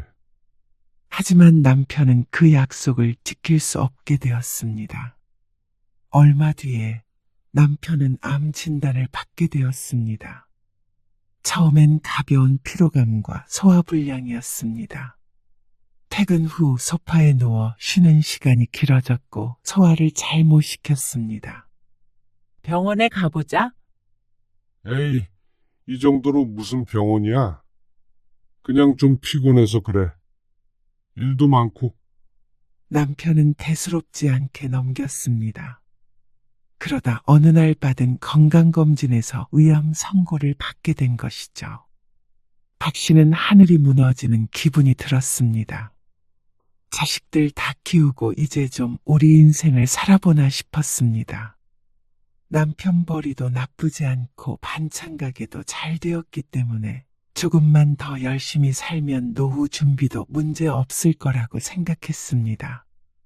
그러니까 이제 좀 여유를 가지고 살아보자 하는 이야기를 했던 것이 불과 한두 달 전이었죠. 하지만 시어머니도 박 씨 못지않은 충격을 받았습니다. 아니, 어쩌면 박 씨보다도 더했는지도 몰랐습니다. 내 자식이 암이라는 말을 듣고 정신을 온전히 유지할 수 있는 사람이 과연 몇이나 될까요? 박 씨도 자신이 없었습니다. 그러게, 너 내가 간이 짜다고 했잖아. 내 아들 어떻게 할 거야? 어머니, 네 탓이야. 어머니, 제가 아픈 게 왜 집사람 탓이에요? 성태야, 네가 장가를 잘못 갔다. 잘못 갔어. 내가 말릴 때 듣지. 어떻게 목숨이랑 바꾸는 결혼을 하냐. 누구든 탓하고 싶은 마음은 알지만 박 씨도 견디기가 힘들었습니다. 남편은 1년 가까이 투병하다가 세상을 떠났습니다. 박 씨도 시어머니도 무너져 내렸습니다. 장례는 정신없이 치러졌습니다. 형제들이 모이고 친척들이 모이고 조문객들이 줄을 이었습니다. 박 씨는 영정사진 앞에 주저앉아 조문을 받으면서도 아무것도 느끼지 못했습니다. 모든 것이 비현실적이었습니다. 말없이 눈물만 하염없이 흘렸죠. 그리고 시어머니는 영정사진 앞에서 통곡했습니다. 내 아들, 내 아들아. 어미보다 먼저 가면 어떻게 하냐. 형제들이 달려와 시어머니를 부축했습니다. 박 씨는 그 모습을 멍하니 바라보았습니다. 장례가 어떻게 끝났는지도 기억이 희미했습니다. 49제까지 마치고 나자 그제야 현실이 조금씩 와닿기 시작했습니다. 남편이 없는 집, 빈 식탁, 빈 방, 깨달을 때마다 박 씨는 숨이 막혔습니다. 어머님은 어떻게 하죠? 어떻게 하긴 뭘 어떻게 해요. 계속 여기에 사시게 둘 수는 없잖아요. 큰오빠가 모시고 가야지. 저희 집이요? 당연하죠. 장남이잖아요. 큰 동서와 작은 동서 그리고 시누이가 와서 시어머니의 거취에 대해 의논했습니다. 사별한 며느리의 집에서 살게 둘 수 없다는 데에는 다들 동의했지만 어디로 갈지는 결정이 나지 않았죠. 나는 봉균의 집에 가련다. 시어머니도 큰아들네로 가겠다고 했습니다. 작은 아들이 없는 집은 의미가 없다는 듯이 미련이 없어 보였습니다. 박 씨는 그런 시어머니를 붙잡지 않았습니다. 그럴 정신도 없었고 물론 그럴 이유도 없었죠. 다른 형제들도 모두 동의했습니다. 그게 가장 자연스러운 그림이었습니다. 시어머니는 짐을 싸서 나갈 때 박 씨에게 인사하지 않았습니다. 그리고 박 씨도 그런 시어머니를 말없이 보냈습니다. 상처만 남은 두 사람이었죠. 박 씨는 그래도 딸들이 있어서 견뎠습니다. 두 딸이 주말마다 와서 자고 갔고 늘 전화를 했습니다. 하지만 마음 한구석이 허했고 딸들이 돌아가는 일요일 오후부터는 외로움에 사무쳐야 했습니다. 그동안의 시집과는 모든 연락이 끊겼습니다. 이제는 접점이 없기에 연락할 사람도 연락할 일도 없었습니다. 자연스러운 수순이었습니다. 그렇게 두 달쯤 흘렀을까요? 어느 날 저녁 갑작스레 초인종이 울렸습니다. 딸이 연락도 올 리는 없었고 관리실에서 올라왔나 싶어서 보니까 의외의 인물이 서 있어서 깜짝 놀랐습니다. 어머님, 나 그냥 여기서 살아야겠다. 여기서 사시겠다고요?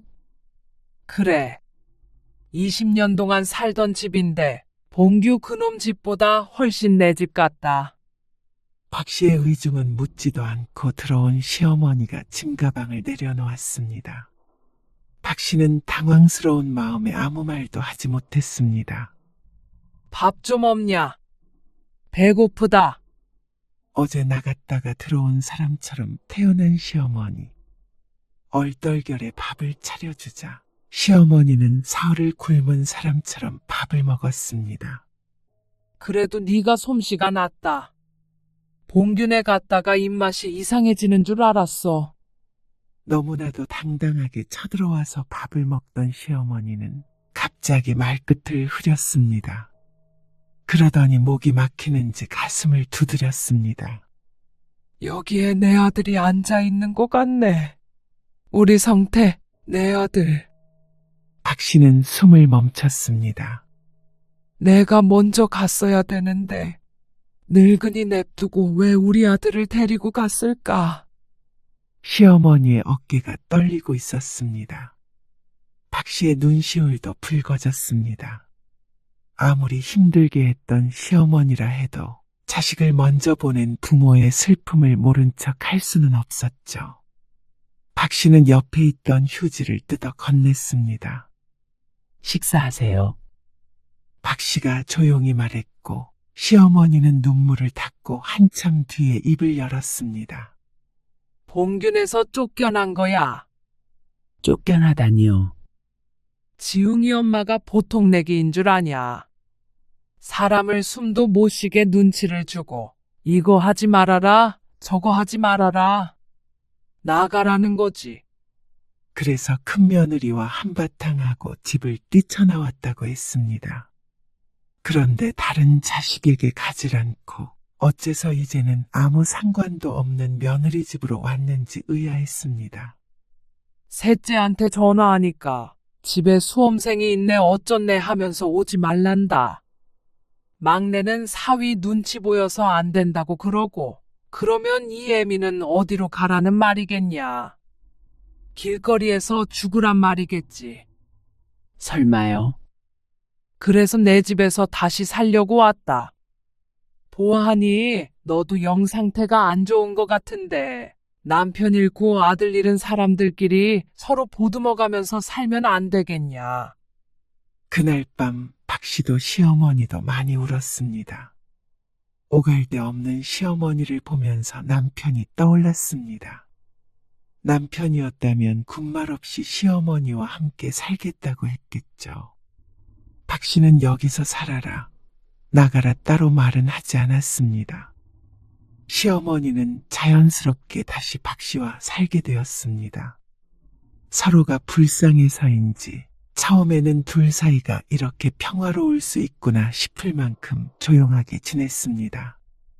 늘 따라오던 잔소리가 들리지 않았습니다.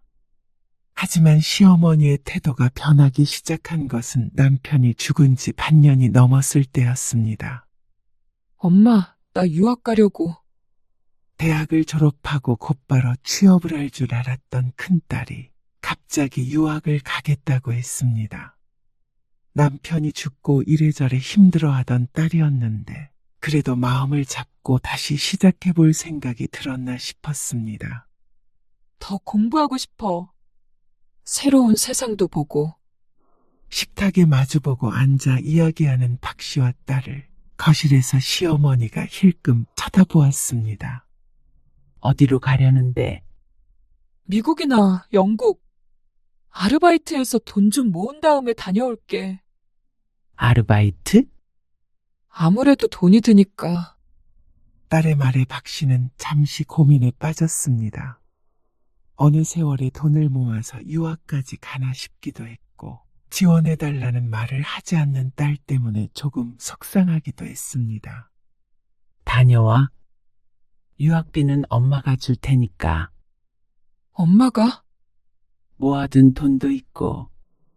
그리고 남편이 죽고 나서 받은 사망보험금도 있었습니다. 그 말을 딸에게 하지는 않았지만 시어머니가 갑자기 대화에 끼어들었습니다. 무슨 돈이 있어서? 네? 너 설마 성태보험금으로 보탤 생각은 아니지? 어머님, 사망보험금을 받은 걸 시어머니도 알고 있기에 짐작한 모양이었습니다.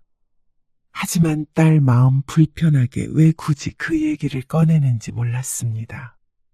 그리고 돈이 남편 사망보험금만 있는 것은 아닌데 말이죠. 딸내미를 대학까지 나오게 해줬으면 됐지. 내 아들 목숨값으로 외국을 보내겠다고. 너 지금 제정신이니? 누가 들으면 남편 사망보험금으로 새 살림이라도 차린 줄 알 것 같았습니다. 어째서 화를 내는지 몰랐습니다. 내가 너 그 돈 어디다 쓰는지 지켜봤어? 내 아들 사망보험금인데 넌 빈말이라도 나한테 떼어주겠다고 한 적 있냐? 당황스러운 마음에 아무 말도 나오지 않았습니다. 목숨값이라는 말에도 충격적이었지만 말 맞다나 목숨값이라면서 그걸 떼어주고 말고를 운운하고 있는 시어머니가 기가 찼습니다. 생활비 찔끔찔끔 주면서 사람 비참하게 만들더니 남편 죽은 보험금으로지만 호의호식 하려 해. 딸 유학자금을 보태주는 것이 박씨만 호의호식 하려는 것으로 비춰질 거라곤 생각도 못했습니다. 어머님, 미나 다른 사람도 아니고 성태 씨 딸이에요. 그리고 그 돈 쓰겠다고 한 적도 없고요. 만약에 쓴다고 하더라도 어머님이 뭐라고 하실 문제 아니라고 생각해요. 뭐야? 매정하다고 생각할지 모르겠지만 그건 온전히 박 씨의 두 딸들을 위해 쓸 예정이었습니다. 시집갈 때 보태줄까 생각했었는데 그걸 조금 앞당긴 것뿐이었습니다. 박 씨와 시어머니의 노후는 박 씨가 가게로 번 돈으로 충분하다고 생각했습니다. 보험금을 나눠준다는 생각은 해본 적이 없었습니다. 박 씨는 시어머니를 부양하고 있었고 그걸로 사실 남편 몫까지 도리는 다 하고 있다고 여겼습니다. 더군다나 생활비 문제로 지적할 이유는 없다고 생각했습니다.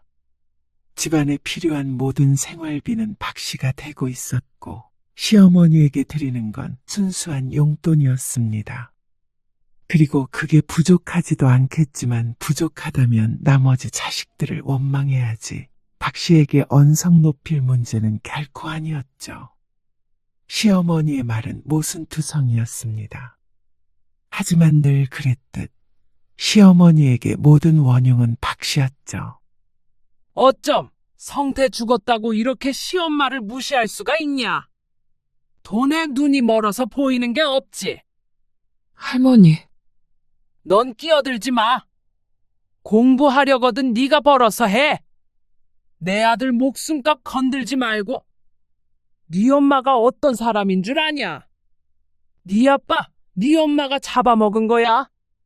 어머님, 박 씨는 두 귀를 의심했습니다. 손녀딸까지 있는 앞에서 어떻게 그런 말을 할 수 있는지 박 씨의 상식으로는 도저히 이해가 되지 않았습니다. 혹시나 박 씨의 집에 들어온 것이 보험금 때문인지 의심마저 되었습니다. 하지만 박 씨가 봤던 눈물이 거짓이라고 생각하고 싶지는 않았습니다. 딸은 돌아갔고 시어머니와 진지한 대화를 나누기 위해 앉았습니다. 유학은 어찌 됐건 간에 보내줄 거예요. 미나 아빠도 그걸 원할 거고요. 보험금이 아니더라도 그동안 모아둔 돈으로요. 그동안 모아둔 돈이라는 게 내 아들이 피땀 흘려 번 돈이잖아. 아니냐? 그걸 자식한테 쓰겠다는데 왜 그러시는 건데요? 도대체 말이 통하지 않았습니다. 왜 갑자기 생태집을 잡는 것인지 몰랐습니다. 아니, 갑자기가 아니었습니다. 원래 시어머니는 그런 사람이었습니다. 아들이 죽고 잠시나마 잠잠해졌던 것이었죠. 하지만 옛날에 순종적이던 그 며느리가 아니었습니다. 시어머니가 반대할 문제도 아니었습니다. 그래서 박 씨의 큰딸은 몇 달 뒤 미국으로 유학을 떠나게 되었습니다. 가서 아르바이트를 한다고는 하지만 그래도 꽤나 돈이 들 것으로 생각이 됐습니다. 그리고 그날 이후로 시어머니는 삐뚤어졌습니다. 아니, 그런 귀여운 표현은 맞지 않았습니다. 옛날에 그 시어머니로 돌아왔죠. 새언니, 아무리 그래도 엄마한테 너무한 거 아니에요? 네? 그게 무슨 말씀이세요? 엄마를 그렇게 구박하신다면서요? 오빠 없다고 그러는 거 아니에요. 구박한 적 없어요. 밥도 제때 안 차려주고 집안일만 시킨다면서요. 뭐라고요? 시어머니가 식모도 아닌데 그런 일이 있을 리가 없었습니다. 밥이야 설령 안 차려준다고 하더라도 냉장고 문을 걸어 잠근 것도 아닌데 말도 안 되는 소리였죠. 집안일은 애초에 시킨 적도 없었습니다. 시킨다고 할 사람도 아니었습니다. 동서, 내가 짐을 떠넘긴 것 같아서 미안하긴 한데 어머님 모시고 갔으면 그래도 책임은 동서한테 있는 거잖아. 네? 큰동서도 뜬금없는 전화를 해서 박 씨를 나무랐습니다. 그렇다고 내가 어머님한테 소홀하네 어쩌네. 뒤에서 말 만드는 건 좀 그렇지 않아? 제가 언제요? 어머님이 그러시던데 자식들한테도 버림받고 며느리한테도 버림받았다고. 어처구니가 없어서 말을 안 하고 있는데 큰동서가 말을 이었습니다. 그리고 보험금도 말이야. 양심이 있으면 어머님한테도 좀 드려야지. 그렇게 오래 같이 살면서 뒷바라지 했는데 그걸 홀랑 가지고 입 닦아버리는 건 무슨 경우야? 아들이 죽었는데 며느리가 그 돈으로 허튼데 쓰고 그러면 부모 입장에서 속상하지 않겠어? 시어머니가 무슨 말을 어떻게 하고 다니는지 모르겠지만 어쨌거나 남편의 형제들 사이에서는 박 씨가 천하의 나쁜 년이 된 것은 확실해 보였습니다. 아니, 그렇게 어머님 걱정되시면 모시고 가세요. 그리고 박 씨의 한마디에 큰동서는 무슨 버튼이라도 눌린 사람처럼 화를 냈죠. 뭐? 무슨 말을 그렇게 해? 어머님이 제 발로 나가신 거야? 어머님 모시고 산다고 유세야? 다들 하나같이 웃기지도 않았습니다. 지금 이 상황이 정상적이라고 생각하는 것인지, 자식이 셋이나 남았는데 사별한 며느리 집에서 같이 사는 게 당연하다고 여기는 모양이었습니다. 아니면 그저 외면하고 싶은 것일 수도 있었죠. 거기까지는 그래도 참을 수 있었습니다. 시어머니가 이러는 것이 한두 번도 아니었습니다. 남편과 박 씨의 사이를 이간질한 적도 여러 번이었죠. 박 씨는 반응하지 않았습니다. 저 오늘 예약 손님이 많아서 늦어요. 저녁밥은 누가 차려? 어머님 먼저 드세요. 시애미를 굶겨 죽여라. 어? 남편도 잡아먹고 시애미도 잡아먹고 다 잡아먹어라. 박 씨가 시어머니를 잠시 응시했습니다. 그리고 속으로 수없이 심호흡을 했습니다. 시어머니가 아들을 잃고 슬퍼서 그러는 거겠지. 이러다 말겠지. 그래도 정말로 그렇게 생각하는 건 아니겠지. 자기 암시를 해야 했습니다. 어머님, 어쩐 일이세요? 그런데 박 씨가 반응이 없어서 그런 것인지, 아니면 혼자 있는 시간이 적적해서 그런 것인지, 시어머니는 종종 박 씨의 가게에도 찾아왔습니다. 손님이 이렇게 없어서 먹고 살겠냐? 그런 주제에 유학을 보내? 박 씨는 한숨을 쉬고 말았습니다. 손님 없지 않아요. 왜 그 많던 모임은 안 나가고 박 씨 곁에 붙어 있는지 이해가 가지 않았습니다. 심심하세요? 친구분들 모임에 모셔다 드려요. 너는 왜 자꾸 날 보내려고 해? 당연히 불편하니까 그랬습니다. 그런데 그때 딸랑 소리가 들리면서 가게 문이 열렸습니다. 어서 오세요. 예. 반찬 좀 사려고요. 아, 지난번에 사가셨던 거 맛있으셨어요? 네, 맛있더라고요. 벌써 다 먹었네요. 혼자 살다 보니까 먹는 게 참 그랬는데. 매일 여기서 사려고요. 정말요? 감사합니다. 여기 오늘 새로 한 반찬들이에요. 손님을 응대하고 있었는데 벼랑간 옆에서 시어머니의 목소리가 들렸습니다. 놀고 있다.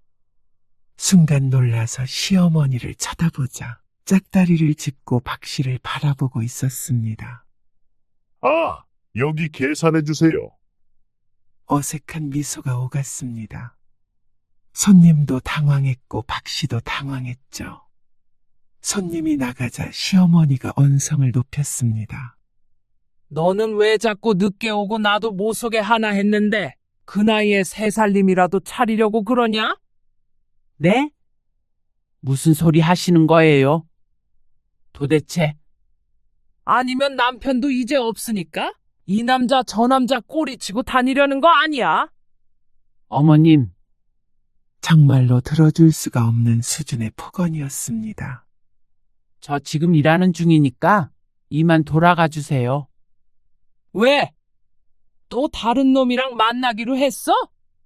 박 씨는 시어머니가 치매에 걸린 게 아닐까 하는 의심이 들었습니다. 그게 아니고서야 이런 말을 아무렇지도 않게 내뱉을 수가 없었습니다. 그래서 신우이에게 말해 검사를 받게 했지만 너무나도 멀쩡했죠. 이게 시애미를 정신 나간 사람을 만들어. 시어머니의 화만 돋우었을 뿐이었습니다. 박 씨는 두 손 두 발 다 들었습니다. 저 어머님 더 이상 못 모시겠어요. 박 씨의 선언에 여럿이 뒤집어졌습니다. 아니, 동서. 동서가 못 모시면 어떻게 해? 형수님, 저희가 모실 상황이 아닌 거 잘 아시잖아요. 새언니 엄마가 말은 그렇게 해도 나쁜 뜻이 있는 건 아니라는 거 알잖아요. 멀리서 중재를 하려고 하긴 했지만 누구도 책임지려고 하지 않았습니다. 박 씨가 인내심의 한계를 느낄 때마다 시어머니는 가끔씩 눈치를 봤습니다. 하지만 그것도 며칠 뿐이었습니다. 결국엔 박 씨가 참으니까 시어머니는 안심한 듯했습니다. 어쩌면 박 씨의 한계를 시험하는 것 같기도 했고 말이죠. 2년의 시간이 흘러 유학 갔던 딸도 돌아왔습니다. 제사상 차려야 되니까 퇴근 빨리 해라. 남편의 제삿날이었습니다. 아침부터 시어머니의 기분은 저조해 보였습니다. 저 오늘 아무리 빨리 퇴근해도 6시 반일 것 같아요. 뭐? 그럼 제사 음식은 언제 준비해? 가게에서 저는 부칠 거고요. 할 수 있는 건 해올게요. 시간 없으니까 좀 간소하게 하려고요. 뭐? 간소? 하필이면 도시락 예약도 있어서 무척 바쁜 날이었습니다. 짬이 나면 틈틈이 전을 부칠 생각이었습니다. 그래도 돌아와서도 시간이 어느 정도 있으니까 초라한 제사상이 되지는 않을 것이었습니다. 하지만 시어머니는 박 씨의 말에 노발대발했습니다. 너 성태 죽은 지 도대체 몇 년이나 됐다고 벌써 이래? 네가 사람이야? 안 지내겠다는 게 아니고요. 조금 늦으니까요. 가짓수만 조금 줄일 생각이었어요. 줄이긴 왜 줄이냐고 글쎄. 가게 때문에. 그놈의 가게 하루 닫으면 어디가 덧나? 너는 그깟 가게가 중요하니? 아니면 네 남편 제사가 중요하니? 박 씨는 둘 다 중요했습니다. 하지만 그렇다고 가게를 내팽개칠 수가 없었습니다. 40인분 예약이기 때문에 큰 이득이었습니다. 시어머니도 부양하는 마당에 한 푼이라도 더 벌어야 노후 걱정을 하지 않았습니다. 남편의 형제들이 20만 원씩 모아서 주지만 그 돈은 시어머니 한 달 식비 정도밖에 안 될 듯 했습니다. 최대한 빨리 올게요. 네가 끝까지 내 속을 뒤집어놔? 박 씨는 그런 시어머니를 뒤로하고 집을 나섰습니다. 하루 종일 심란해서 일도 되지 않았습니다. 그렇게 종일 서서 일하고 전 부치고 지친 몸을 끌고 집에 돌아오자 식탁 앞에 앉아있는 시어머니가 보였습니다. 부엌을 보니까 아무것도 해놓지 않은 것 같았습니다. 처음부터 기대한 적도 없었습니다. 아들 제사상이지만 며느리에게 모두 맡긴 채로 아무것도 안 하던 시어머니였으니 말이죠. 박 씨는 서둘러 음식을 했습니다. 그리고 퇴근한 딸들이 집에 왔습니다. 너희는 아빠 제사에 이렇게 늦게 다녀? 아, 회사 끝나고 바로 온 거예요. 다 똑같다. 지들밖에 모르는 것들. 내 아들은 이제 없는데 지들 할 거 다 하고 싶은 거 다 하고 살지. 아주 그냥 행복해 죽겠지. 시어머니는 또다시 남은 사람들을 원망했습니다. 박 씨와 딸들은 말없이 제사상을 차렸습니다. 내가 결혼을 잘못 시켰어. 결혼을. 도대체 몇 년 전 얘기를 지금에 와서 하는지 몰랐습니다. 박 씨도 50이 훌쩍 넘었습니다. 나쁜 년. 시어머니의 목소리에 두 딸이 고개를 휙 돌려 쳐다보았습니다. 어머님, 애들 아빠 제삿날이에요. 그러니까 내가 제정신으로 있겠어. 어머님, 제발 그만하세요. 애들 아빠 암 걸려서 떠난 것도 다 제 탓이에요? 뭐야? 그럼 내 탓이냐? 그만하세요. 나중에 애들 가면 얘기해요. 내가 나가 죽어야지. 내 아들 따라 죽어야지. 내가 죽으면 너도 데리고 갈 거야. 할머니, 그만하세요. 애미는 남편 잡아먹고 그 딸내미는 지 아빠 목숨값으로 유학 다녀왔지. 어머님, 말도 안 되는 소리 하지 마세요. 미나 아빠 죽음에 책임이 있다면 암은 유전이니까 어머님 책임이죠. 박 씨는 도저히 참을 수 없어서 소리쳤습니다. 그러자 시어머니가 갑자기 손을 뻗었습니다. 박 씨가 피할 틈도 없이 시어머니의 손이 박 씨의 머리채를 움켜쥐었습니다. 네가 죽어야지. 내 아들 대신 네가 죽었어야지. 할머니, 딸들이 비명을 질렀습니다. 고통의 눈물이 찔끔 났습니다. 딸들이 달려들어서 떼어냈는데 그 손에는 머리카락이 한 움큼 쥐어져 있었습니다. 이거나. 박 씨는 바닥에 쓰러진 채 한숨 같은 울음을 내뱉었습니다. 몇 번의 심호흡을 한 박 씨가 천천히 일어났습니다. 몸이 떨렸습니다. 어머님, 이만 나가주세요. 뭐? 이제 더 이상 어머님이랑은 못 살겠어요. 내가 내 아들 집에서 왜 나가? 제 집이에요. 어머님 아들 집 아니고요. 제가 큰아빠 댁에 모셔다 드리고 올게요. 큰딸이 나섰고 작은 딸도 한뜻이 되었습니다. 시어머니는 안 가겠다고 했지만 두 손녀딸을 이길 수가 없었습니다. 1시간 뒤에 돌아온 딸들과 함께 제사를 지냈습니다. 그리고 다음날 아침 일찍 큰동서에게서 전화를 받았습니다. 이게 도대체 무슨 경우야? 어머님을 쫓아내는 게 어디 있어? 저 할 만큼 했어요. 이제 더 이상은 못 모셔요. 그런다고 이렇게 하는 건 말이 안 되지. 이제 자식들이 모셔야죠. 그러는 동서도 어머님 며느리야. 자식이나 마찬가지지. 그러면 형님도 어머님 자식이겠네요. 형님이 지금부터 어머님 돌아가실 때까지 모셔도 저보다는 덜 모신 거예요. 동서, 나는 한번 모셔봤잖아. 나는 못 살아. 어머님이랑 알잖아. 저도 못 살겠으니까 어머님은 형제들끼리 알아서 하세요. 어디서 지내실지 정해주시면 짐 보낼게요. 어떻게 사람이 이렇게 이기적이야? 어처구니가 없어서 말도 안 나왔습니다. 이기적이라는 말을 할 자격이나 있는 것인지. 알아서 하세요. 부양 의무는 애초에 저한테 없었어요. 순번제로 모시든 어쩌든 저는 이제 못해요. 그래도 어머님이 동서 제일 의지하는 거 알잖아.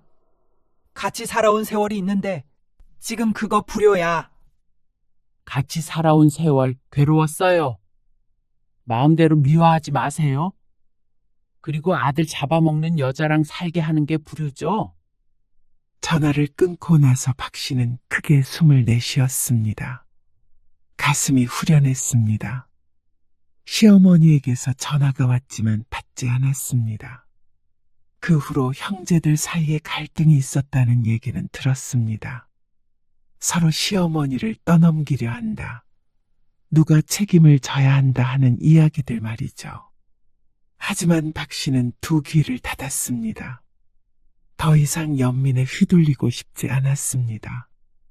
그리고 일주일이 지났을 때 시동생에게서 전화가 왔습니다. 어머니, 우리 집 근처에다가 방 한 칸 얻어드리기로 했어요. 요양원에 모시자는 얘기도 나왔는데 아무리 생각해도 차마 그건 아닌 것 같아서 각 집에서 돈 모아서 생활비 대고 방세 내기로 했어요. 네. 알았어요. 그래서 작은 형님 몫은 주셔야겠어요. 황당한 말이었습니다. 세상에 있지도 않은 사람의 몫을 내라니. 그리고 박 씨는 남편이 죽고 나서 정말로 할 만큼 했습니다. 남들이었다면 외면했을 일인데 말이죠. 그건 작은 형님 직접 찾아가서 말씀하세요. 뭐라고요? 박 씨는 전화를 끊었습니다. 매정하다느니 천인공노할 짓이라느니 그런 메시지가 들어왔지만 읽지 않았습니다. 이제는 지쳤습니다. 이만 내려놓을 때도 됐지 않았나 싶었습니다.